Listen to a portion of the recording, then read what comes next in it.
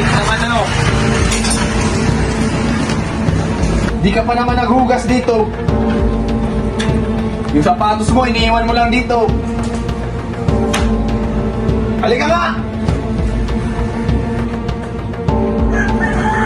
Nakahiga ka lang dyan.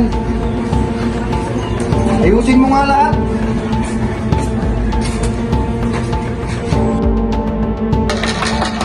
Tao po! Tao po! Tao po! Tao po! Ano po? Ano pong kailangan nila? Saan yung tatay mo? Doon sa loob po. Pwede ba kami pumasok? Pasok.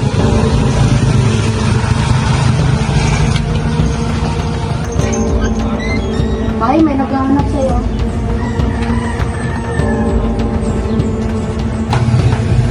Di ba may pinag-usapan tayo? Ano ng plano? Kasi na talaga ma'am. Hindi pa ako makipagbalik. Kasi wala pa akong trabaho. Ma'am, ano ba kung maaari lang magtrabaho? Simple lang. Kami na bahala sa kanila. Trabaho lang naman sila sa farm. Rinig mo.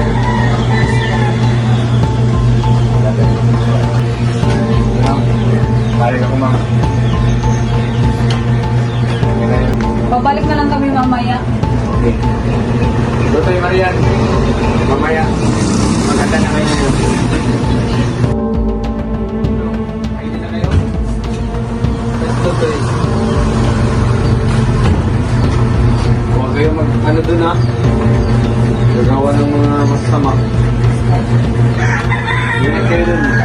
Magsabi lang kayo kung anong may tutulong ko ha.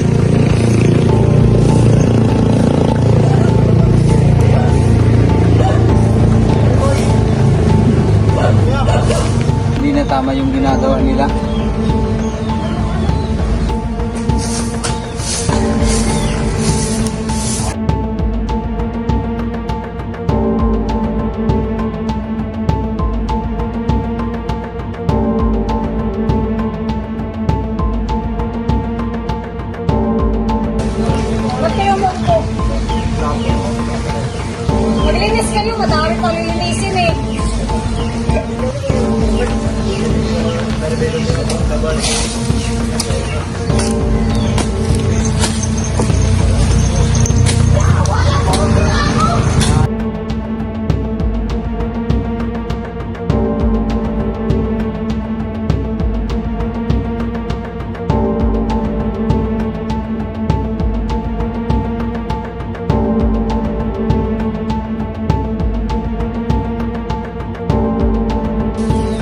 Hoy, tawan! Tanga!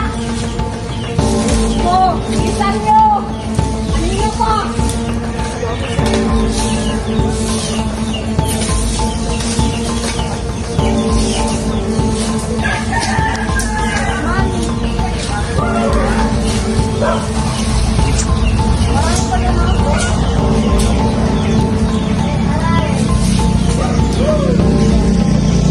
Totoy! Pakainin mo yung mga manok doon.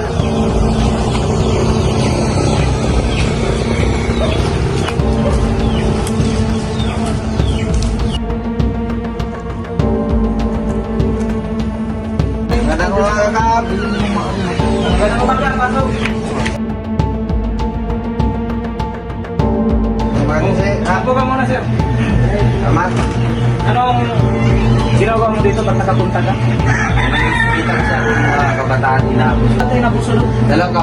Dalawa? Yung sa Sun Farm? Kapitbahay nyo lang ba? Meron ka bang... Meron ka dito? Ka? Patingin? Ito ka? Tignan natin yung video. Dito nga, dito no? Dalawa sila. Isang lalaki at isang babae. Sun Farm? Tsaka dalawang bata. Dalawang bata mo. Babae at lalaki sila. Sigurado ka, no? Kapitbahay lang na. Kapitbahay. Sige. Dito, ito naman. Meron naman tayong ebidensya. May makita natin sa Facebook. Ganda, ha? Maraming salamat, ha? Salamat ka. Ingat ka lang, ingat. Mga muna, sir. Salamat, sir. Sir, ano ba ang kailangan sir? Nauha ba kayo o Sir, salamat ka lang. Sir, ako nga pala si Police Officer Dominguez, din yung corporator namin si Police Officer Patiña, din yung recorder namin si Police Officer Postudillo. Then, sir, ano bang mapaglilingkod namin sa inyo? Meron kasi akong nakita dun sa kapitbahay namin. Bigay ng salaysay, sasabihin ko muna kung ano yung mga karapatan niyo. Kasi, una, may karapatan kang manahimik o magsawalang tibok. Ano mang sasabihin mo, maaaring gamitin sa anumang hukuman. Then sir, may karapatan ka din kumuha ng abogado. Kung hindi mo kaya, ang government ang magbibigay sa inyo. Naintindihan mo ba yung karapatan niyo, sir? Sir, Magsimula, sir, okay lang ba sa inyo na i-record namin yung mga sinasabi niyo? yeah, sir. Sige, ito namin makilala kung taga saan kayo. Ako si Ivan Maka.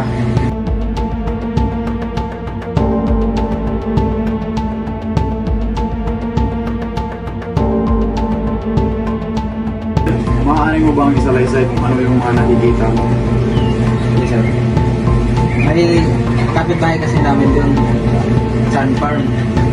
Tapos nakita ko yung mga may-ari doon, may inaabos ng mga kabataan. Sir, sigurado ba kayo sa nakikita niyo may ebidensya po ba kayo? O sir, may evidence ako naka-video. Sir. Ito. Sir, maaari niyo bang ipasa niyo dito sa amin? O sir, pwede. Hintayin na lang natin, sir, report lang namin to at kukuha kami ng search warrant, sir. Sige, sir. O sir, Salamat, sir.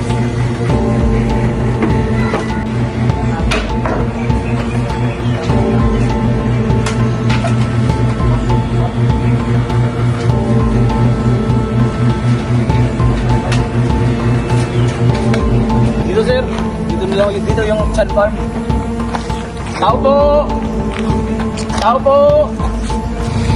Dito, sir. Dito yung Sun Farm, sir. Tao po! Ma'am! Sino po sila? May dala po kaming search warrant dito, ma'am, sa buong farm po ninyo, ma'am.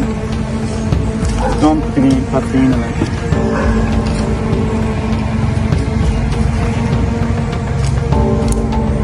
Okay, sir. Yan, sir. Bata, sir.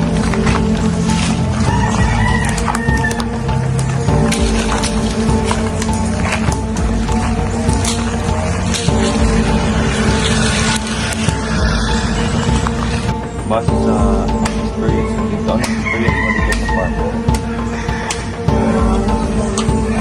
Sinasaktan kami pa, hindi na susunod. Tapos, Kapag mo kasi. basa ka dito. So ma'am, base sa aming nasagap na impormasyon, sa mga pisikal na ginagawa para sa mga bata at maraming pasa sa kanilang katawan. So ma'am, babasahan ko kayo ng Miranda rights. May karapatan po kayong manahimik at ang inyong isasabi ay pwedeng magamit sa korte. At saka po ma'am, kung hindi nyo ma-afford na magkuha ng abogado, ang gobyerno ay magsasagot sa inyo ng isang abogado para sa iyong kaso. Ma'am, naiintindihan nyo ba ang inyong mga karapatan? Yes, sir.